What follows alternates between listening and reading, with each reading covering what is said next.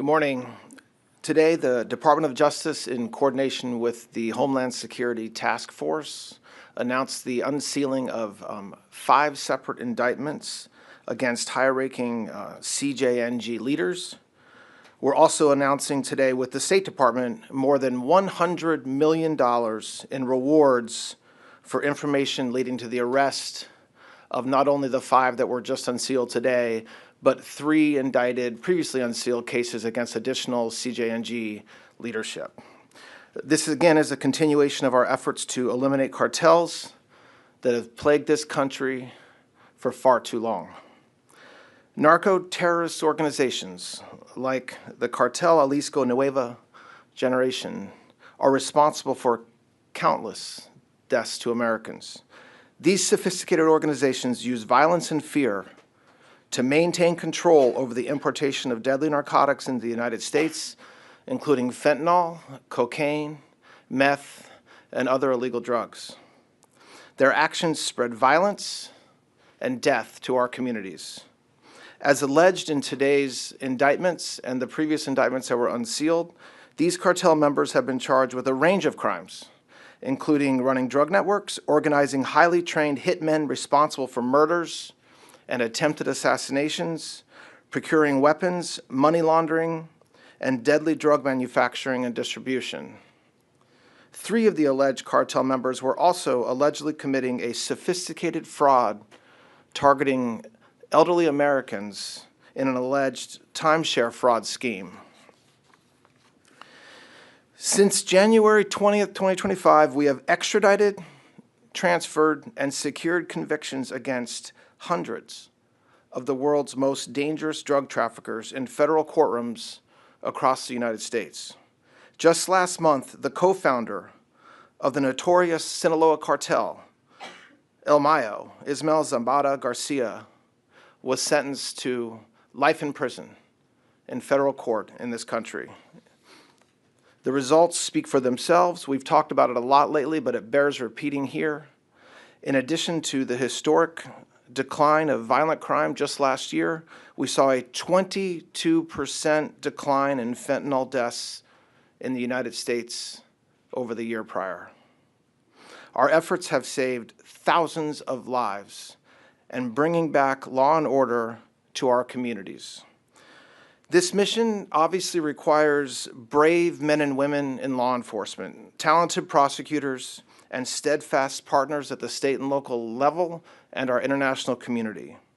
I want to thank the Homeland Security Task Force, DEA, FBI, HSI, CBP, IRS, CID, the State Department, the National Coordination Center, all of these partners working together with the Department of Justice in an all-government approach to combating terrorism.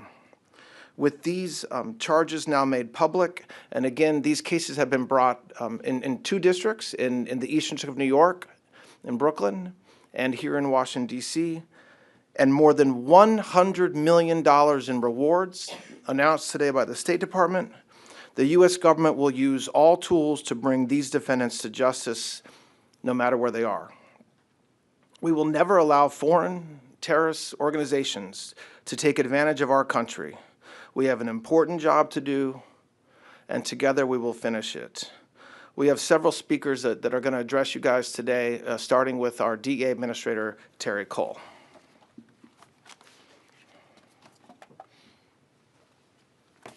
Good morning, and thank you, Mr. Attorney General. Since the inception, nearly 2 decades ago, CJNG has grown into one of the world's most dangerous and ruthless foreign terrorist organizations. CJNG was built on a vast criminal network that produces and distributes deadly drugs while sustaining its powerful influence via violence and corruption in Mexico. This includes members within the Mexican government who shield CJNG leadership from justice and facilitate drug trafficking, money laundering, and violence. CJNG's actions have resulted in the deaths of thousands of Americans. Americans that were lost way too soon. They did this through this production and distribution of fentanyl, a weapon of mass destruction. DEA is aggressively targeting both the cartels and the corrupt government officials who are responsible for the deaths of our citizens. Today's coordinated actions against CJNG leadership and infrastructure, including superseding indictments and rewards totaling more than $100 million in arrest, will not end. It sends a very clear message. This is just the beginning. Under the President Trump and Attorney General Blanche, this administration will use every resource, every tool to protect the American citizens. You see, this is about America first. This is about Americans first. This is a fight against CJNG that we are just beginning, and we will not back down. DEA cases have generated more than 100 federal indictments against CJNG leaders and members and associates. We are working with our international partners to arrest, extradite, and prosecute these defendants in the United States. Earlier this year, we saw the leader, El Mencho, fall to his death during a Mexican military operation for his capture. El Mencho's demise did not end CJNG. It underscores the organization's resilience and the continued threat it poses. Based on DEA intelligence, the new leader, Juan Carlos Valencia Gonzalez, El Mencho's stepson, has taken control of the cartel. In our world, El Peleon is the #1 priority of DEA. DEA is more focused than it's ever been on dismantling CJNG and bringing its leaders and members and facilitators and corrupt enablers to justice. Let me be clear. If you traffic deadly drugs, profit from the suffering of others, or use public office to protect the cartels, this is your warning. DEA is coming for you. No title, no position, or political connection will shield you. This includes cartel members like Jardinero, who was recently captured in Mexico. This includes Sapo, Hugo Mendez Gaitan, a Sicario who runs Sicario training camps deep in Mexico. This includes Trajetas, Julio Montego Pinzon. This is the same subject who attempted to kill the current security director, Omar Garcia Harfuch, in 2020. They are relentless, but so is DEA, and so is this team standing here before you. These individuals represent different parts of CJNG and their criminal enterprise, but together they demonstrate why the U.S. response must be coordinated, must be comprehensive, and must be aggressive. Cartels depend on leadership, money, logistics, corruption, coercion, and networks that cross borders. And DEA and our partners here are targeting every such network. Our work is far from over. We will disrupt your networks. We will cut off your financial lifelines. We will seize your illicit profits, and we will work with our partners to save American lives. I want to stress, this is about America first. This is about Americans first. I want to thank the Attorney General. I want to thank the Homeland Security Task Force, the NCC, and our partners that are standing here today, because partnerships allow us to succeed. And success is our goal to protect and defend the national security of our country and our citizens. DEA is on the hunt with our partners. God bless us, and God bless the United States. I'd like to turn this over to the FBI Director, Kash Patel. Thank you, Administrator. Thank you, Attorney General. The dynamic threat landscape of the drug trafficking world, unfortunately, has permeated into not just deploying these lethal doses of fentanyl and other narcotics that are killing Americans at a record rate. You've heard from the Attorney General and the DEA Administrator, and you'll hear from our team, the record successes we've had, from getting the Chinese to delist the precursors that were dumping this poison to the Mexican cartels and manufacturing it down south of the border and pumping it here. You've heard that there's been an over 20% reduction in opiate overdose deaths, 22% specifically related to fentanyl. That is a monumental achievement thanks to President Trump's initiative and direction and push to manhunt federal foreign terrorist organizations wherever they exist and whatever umbrella they choose to operate under. The FBI is here today to announce 3 of individuals who are being elevated to our most wanted perpetrators around the world, not for drug trafficking, but for fraud. You've seen what the president and the vice president have done under their anti-fraud task force. And thanks to the great leadership of Attorney General Blanche, we are not just attacking healthcare fraud here in the United States of America. Our adversaries are taking advantages of the loopholes and the lack of enforcement by the prior administration to fleece our senior citizens of their valuable life savings. And they are doing it in a sophisticated manner. And it takes a whole-of-government approach, which you see here represented today, led by the Attorney General, to execute on that mission to safeguard our senior citizens. These individuals, pursuant to the New York Field Office's investigation that began a few years ago, started call centers down south and across the world. The funds they utilized and they scammed out of these call centers from senior citizens from across America totaled over $400 million. They duped our seniors using email, telephone, text message, and phishing campaigns into subscribing to a timeshare project that they falsely stood up and falsely delivered promises that our seniors would be able to enjoy their lives and their vacations, only to have that money seized from them and that vacation and their retirements deprived from them. This FBI is laser focused with our interagency partners, not just on these foreign terrorist organizations for dumping these illicit narcotics into our country, but keeping up with the dynamic threat that they pose on the fraud that they have now unleashed on our country. But thanks to this team and thanks to Attorney General Blanche and thanks to the President of the United States, we are now chasing them down around the world, as Administrator Cole pointed out. This is truly remarkable work that is a partnership effort. It takes every single agency you see up here today, and most importantly, it takes a president who is willing to safeguard Americans and put America first. And President Trump has done just that. One of the most important things for these perpetrators to know is that there is no safe haven. We will give you no sanctuary. In the month of July, the FBI executed almost 30 foreign transfers of custody in over 15 separate countries for drug traffickers, terrorists, murderers, and rapists. So what I'm here to tell you today, for all these individuals that are on the run right now, you will not be on the run for long. We will hunt you down in every corner of the planet, and we will return you here to face American justice. The numbers that we, the FBI and our partners, are returning to America to face justice from overseas is a record-breaking number. It is a direct result of President Trump's relationships with foreign governments that allow us to work in spaces we were never permitted to work before. And that is why we are delivering these historic results, returning these individuals to America for justice. And most importantly, once they are in our justice system, we have seized these funds and we are going to get them back to the senior citizens that were fleeced of their life savings and their retirements.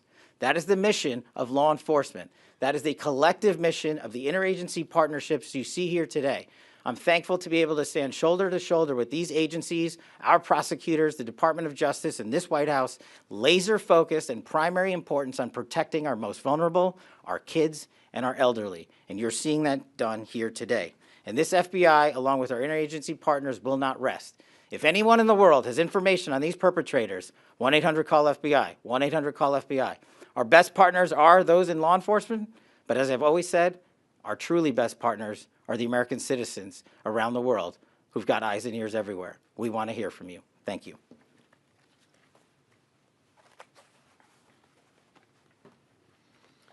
Thank you, Director Patel.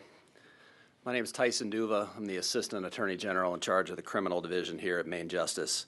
And the Criminal Division is proud to announce with our law enforcement partners here, with the leadership of President Trump and our Acting Attorney General Blanche, some new cases and rewards here based on recent events. Under President Trump and Acting Attorney General Blanche's leadership, the Department of Justice's main goal is to totally eliminate cartels like CJ&G. The criminal division, our partners, and those who you see here on this stage, carry out that fight every day. We have had tremendous recent success against the two largest drug trafficking organizations in Mexico, the Sinaloa Cartel and CJ&G. Since President Trump took office, high-value removals via extraditions and expulsions have numbered over 200, putting some of the most dangerous cartel figures in U.S. custody and in American courtrooms. About 2 weeks ago, some of us on this stage, including Mr. Cole and I, sat in the storied federal courthouse in Brooklyn and did some press after and watched our prosecutors and agents secure a life sentence for El Mayo, the co-founder of the Sinaloa Cartel and perhaps the most heinous and violent narco-terrorist in the history of mankind. During President Trump's first term, our prosecutors convicted his co-founder, El Chapo Guzman, and last year we convicted Chapo's sons, Ovidio and Joaquin Guzman Lopez, who also face life in prison. We are dismantling the Sinaloa Cartel. The same pressure is now on CJ&G. Last Friday, Antonio Oseguera Cervantes, brother of the late CJ&G boss El Mencho, pleaded guilty. And in April, the CJ&G co-founder, Eric Valencia Salazar, pleaded guilty. They both face life in prison. We are pleased to announce the increased monetary awards are being offered for information leading to the arrest or conviction of two CJ&G leaders charged by the criminal division. As Mr. Cole explained, those are Juan Carlos Valencia Gonzalez Palon and Arias Flores Silva Jardinero. Mencho's stepson, Palon, is by all accounts the new CJ&G leader.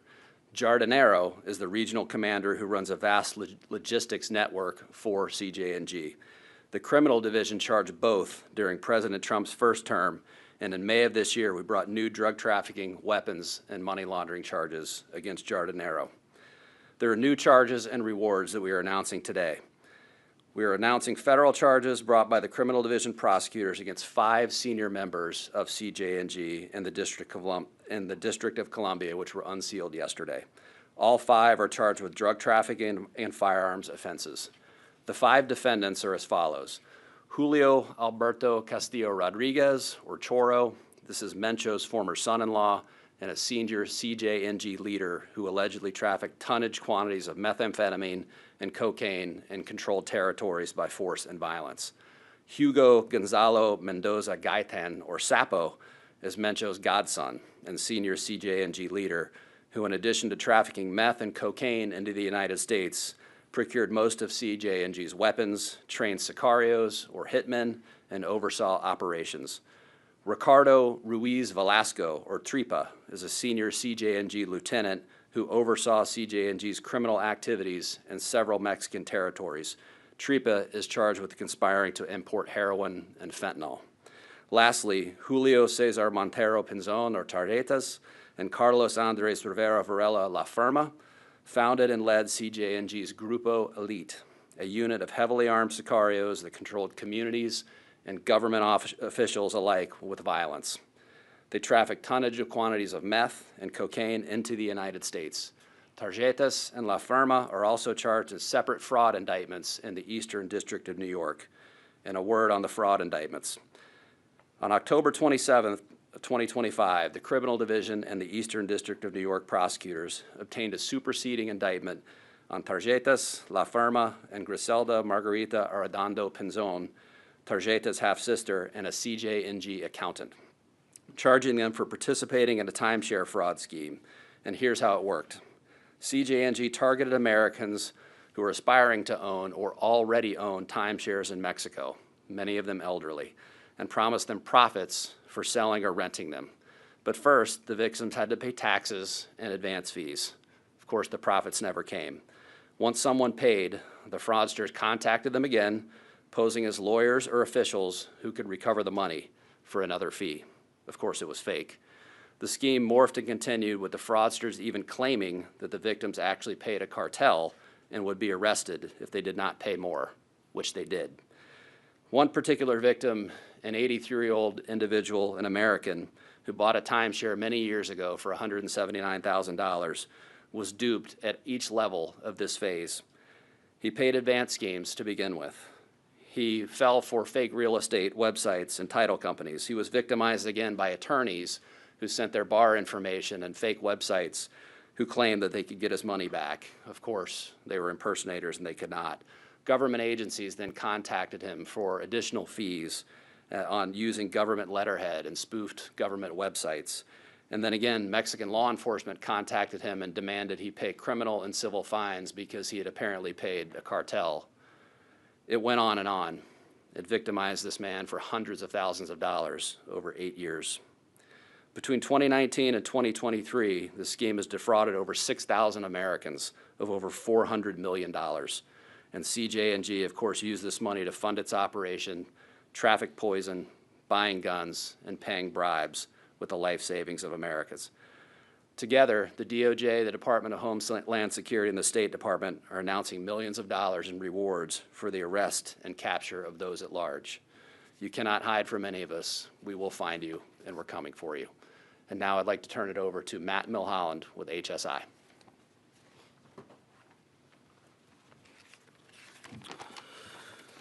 Good morning.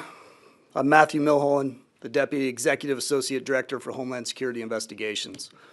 Thank you to our partners across the Department of Justice, the Drug Enforcement Administration, the FBI, the State Department, IRS, CBP, ATF, and many state, local, and international partners. Today's announcement reflects the full force of the U.S. government being brought to bear against CJ&G, one of the most prolific and dangerous criminal organizations in the world. As a designated foreign terrorist organization, CJ&G threatens the United States through drug trafficking, weapons trafficking, money laundering, fraud, intimidation, and extreme violence. Its leaders and facilitators operate across borders. They exploit our financial system, they traffic deadly narcotics into American communities, and they use their violence to protect their criminal enterprise. These cases are part of the Homeland Security Task Force initiative, a whole-of-government approach focused on eliminating criminal cartels, foreign gangs, transnational criminal organizations, human smuggling and trafficking networks that are operating in the United States and abroad. HSI is proud to play a central role in that effort. The cases highlighted today demonstrate how HSI, working through the HSTF and with our law enforcement partners, attacks those organizations at multiple points. Through their leadership, through their money, we attack their weapons, their facilitators, and the infrastructure they rely on to operate. One HSI-led initiative initiated by HSI Douglas, Arizona, targeted a weapons trafficking network moving firearms and ammunition from the United States to CJ&G members in Mexico. Through coordinated efforts with CBP, ATF, and HSI offices in Mexico and Mexican law enforcement partners, HSI helped to identify and disrupt the network allegedly supporting SAPO. As alleged in court filings, SAPO procured weapons for CJ&G, trained sicarios at cartel training camps, and he oversaw violent operations across multiple strategic locations. A second HSI-led investigation conducted by HSI Carolina's Financial Crimes Task Force targeted drug trafficking and money laundering operations linked to Diaz Flores Silva, an alleged high-level CJ&J leader who was arrested by Mexican authorities in April of 2026. To date, those efforts have resulted in the seizure of more than $6 million in bulk U.S. currency, 1,100 kilograms of cocaine, 94 kilograms of meth, aircraft, firearms, and the rest of 19 individuals. Those seizures matter. Every dollar seized is money that cannot be used to buy weapons, to corrupt officials, or to further criminal activity. Every firearm taken out of circulation is one less tool for intimidation and violence. Every kilogram of narcotics intercepted represents poison that will not reach American communities. Through the Homeland Security Task Force initiative and in partnership with DOJ prosecutors, we are aligning our efforts against cartels and transnational criminal organizations that threaten the American people. Our message to CJ&G leaders is clear. If you target the United States, our communities, and our citizens, Homeland Security investigations will pursue you. We will follow the evidence, we will follow the money, and we will work inside and outside our borders to find you. I want to thank the investigators, the analysts, the prosecutors, our international partners who contributed to these cases. Their work is difficult, It's complex, it's often dangerous, but it's essential to protecting the American people. Thank you.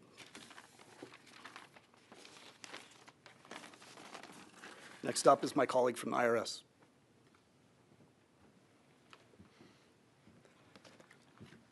Good morning, everyone. My name is Gary Shapley. I'm the Deputy Chief of IRS Criminal Investigation. Today marks a pivotal moment in our fight against the CJNG. The coordinated actions announced today reflect the full force of the U.S. law enforcement, and I'm proud and honored to be on a stage with these folks next to me.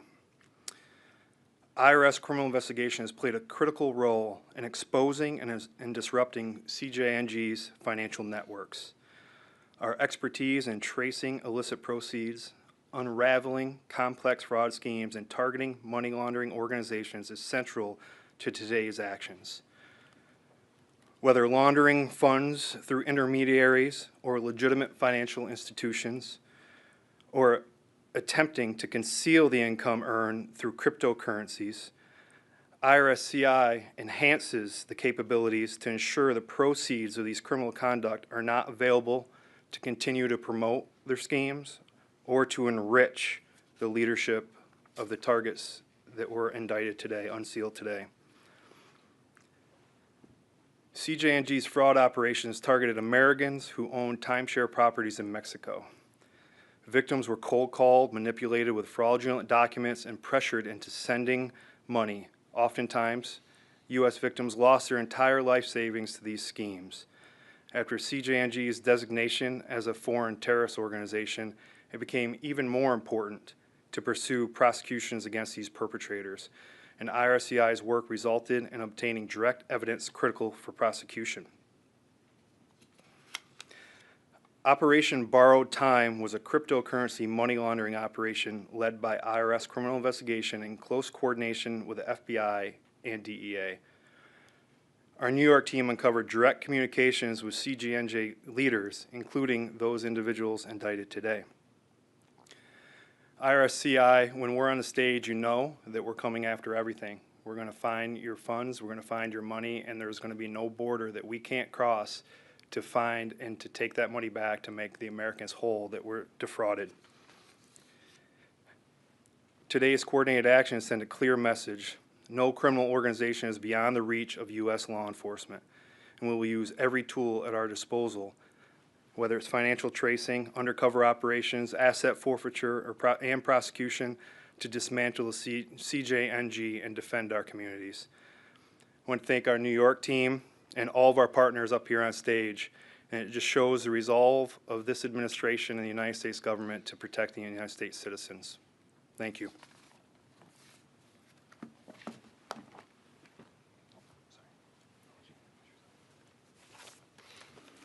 Good morning. I'm Ambassador Michael Gonzalez, Deputy Assistant Secretary of State for International Narcotics and Law Enforcement. I'd like to thank the Department of Justice for hosting this unprecedented announcement today. As President Trump has said, it's time for America to wage war on cartels. Well, CJNG, we're coming after you. Today, in this historic action supporting President Trump's directive to eliminate narco-terrorist cartels, the State Department is announcing more than $100 million in reward money for information leading to the arrest and/or convictions of 8 leaders and associates of Cartel de Jalisco Nueva Generación. This includes a $25 million reward offer for Juan Carlos Valencia Gonzalez, also known as Pelon, the leader of CJNG, who rose to power following the death of the cartel's former boss, El Mencho. Pelon and his vicious organization are directly responsible for poisoning many American communities with illicit fentanyl, heroin, cocaine, and methamphetamine, and fueling massive violence. They are responsible for the murders of hundreds of thousands, including countless American citizens.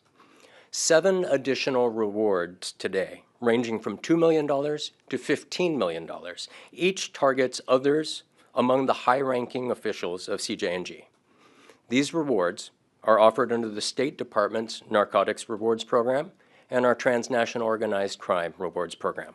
These have been proven highly effective tools in assisting U.S. law enforcement in identifying and bringing to justice over 90 major violators of U.S. laws, and they've paid more than $200 million in reward money to date. We will use every tool at our disposal to hunt down, to dismantle, and to destroy these ruthless foreign terrorist organizations, and to defend America and the American citizens from the violence and drugs that have torn apart our families, our communities. In addition to these rewards, the State Department is imposing visa restrictions on 65 individuals who are family members or close associates to persons linked to CJNG to prevent their entry into our country. 26 of those individuals already had American visas. Those have now been revoked. Under the leadership of Secretary Rubio, the Department of State, together with our U.S. law enforcement colleagues, will continue to protect our nation, the American people, and our hemisphere from the violence and terror inflicted by CJNG. But we need your help. If you have information, please contact DEA, FBI, or Homeland Security investigations at the respective tip lines. As we heard from Director Patel, if you're not sure how, 1-800-CALL FBI. Help us find and convict these criminals and protect the American people. Thank you. Mr. Blanche? Thank you. All right, I want to thank everybody for being here today. We'll take a couple of questions.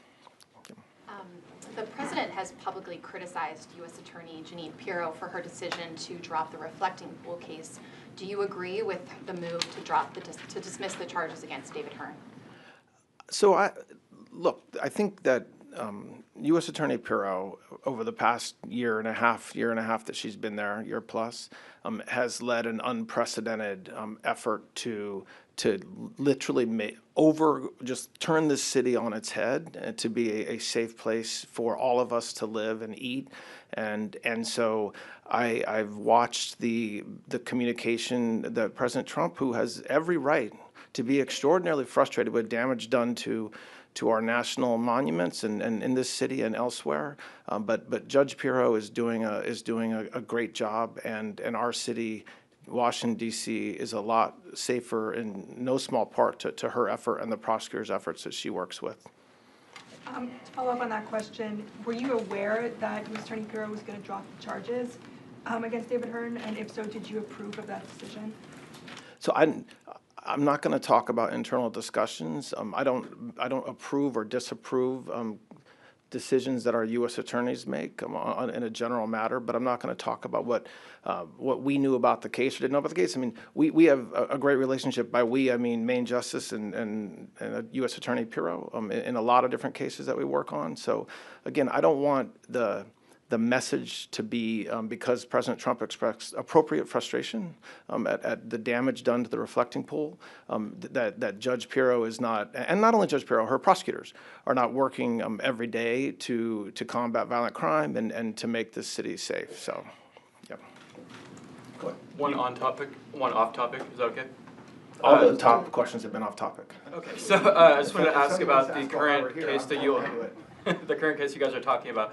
The DEA director briefly mentioned, I'm paraphrasing, something to the effect of politicians, elected leaders, the U.S. will stop at nothing to go after these suspects. You also mentioned elected leaders potentially protecting people named in this indictment. Does the U.S. at this point have any thoughts or considerations that there could be foreign governments, foreign elected leaders who are protecting any of the named suspects that were just brought up today, potentially at all? And does the U.S. Believe that it would be necessary potentially to charge any foreign elected leaders if that was happening in this case? Do you want to answer initially, then I can follow up? Sure. Go ahead. So I think what's important here, in my remarks, this is about Americans first and America first. There are far too many Americans that are dying at the hands of the cartels who have been designated a foreign terrorist. On a side note, each day when I walk into DEA headquarters, I walk past the faces of fentanyl. There are 7,000 kids. Their pictures are on our wall. There's another 25,000 parents that are petitioned to have their kids on the wall who have died at the hands of the cartels in fentanyl. They were poisoned. That's a fraction of the damage that the cartels are doing. And we've all seen with a recent indictment that was unsealed in the Southern District of New York, there is corruption.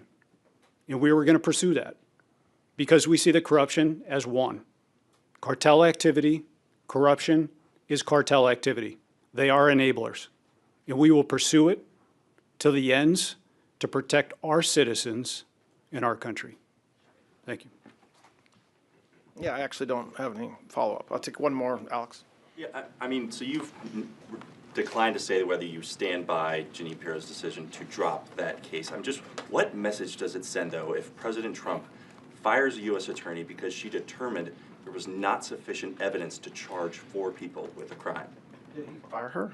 I mean, what message would it send us if Hypothetically, if the president chose to fire a United States attorney, it turns out he's allowed to do that because he's the president of the United States. So I don't. And by the way, if President Trump wanted to fire anybody, right, and within his administration, he understands he has the power to do that. So when he makes a decision about whether to fire a U.S. attorney or anybody else, that's his. As far as any message, what I said earlier, Alex, is true, which is that when you look at the D.C. U.S. Attorney's Office's body of work over the past year and a half and where we are in this city compared to where we were, they are doing a phenomenal job.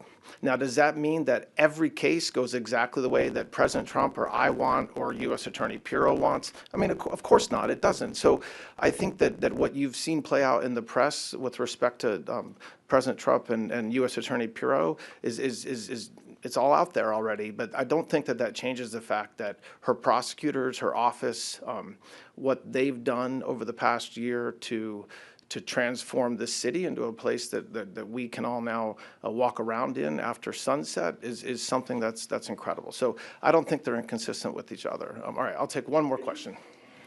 Sir, as you step into the next phase, presuming you're confirmed in this job, the president will certainly hold you accountable for moving forward with any of the cases that are in his sort of collection of desired outcomes, whether it's Comey, whether it is anything related to the reflecting pool. How do you advise the president on the difference between what he may want to see and the rules of evidence and the confines of law that you have to adhere to? It sounds like you're saying Judge Pirro got it right.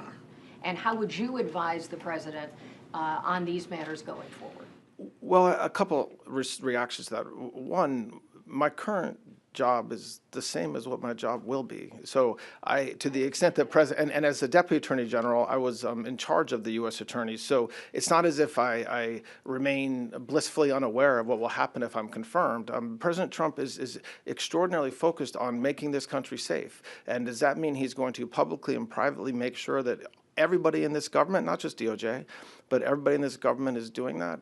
Yes, and I don't have any issues with, I'm not going to talk ever about my communications with President Trump, but President Trump, when he talks about what he expects this department to do to make this country safe, I don't think the American people should look at that as some sort of threat to me or warning to me. He wants this country to be safe, and so I happen to agree with him on that. So if we have discussions where we have to talk about a case and whether we're going to charge a case or whether we have charged a case, that's okay. But no, I'm not concerned about anything new with my responsibility, if I'm confirmed in the next couple days compared to what my responsibilities have been really since March of last year, but obviously since April of this year as well. So, all right, thanks a lot, guys. I appreciate it. About your confirmation, given Susan Collins came out yesterday and said that she's a no, are you worried about potentially other Republicans defecting in the next few days? And what's your message to them if they do? Well, my message, I've been talking to Republicans and Democrats for the past several months, and I'll continue to do so. And my team has been as well. So, no, I'm not worried about what's going to happen over the next couple of days. I'm hopeful that the work, like what we're talking about today, the body of work the department has done over the past year and a half, of which I'm a very small part of, is something that the Senate recognizes, but look, I mean, I'm not gonna do anything except continue to communicate with anybody who has questions about anything involving the department that I can answer, or me personally that I can answer. So we'll see. But all right, thanks, guys. Thank you. Thank you. Administrator Cole, something real quick? About today. Administrator Cole? It's about today. Yes, absolutely. Senator Durbin, I accused do, you of lying under right. a brief response. I do want Hey, to ask David. you, what is the relationship in the communication level with your counterparts in the Mexican government? I know you have to be careful here, but is that improving? Is it just kind of plateaued? You know, they could help out probably a little bit more, right? Yeah, so the communication is constant. And having worked in Mexico previously with Matt, where's Matt? Previously, we worked on the ground together. And we continue to work on the ground together. Both countries working together. Do I still communicate with Omar Garcia Harfuch? I do. We have a relationship. He wants the best for his country. I want the best for this country and the Americans and our national security. And we stand firm, not only on the current cases, the cases that have been unsealed, and what's about to happen. Good, David? That's good. All right, sir. Thank you. Thank you all. Thank you, guys. I appreciate it. Director Patel, any update on the Guthrie case since the ranch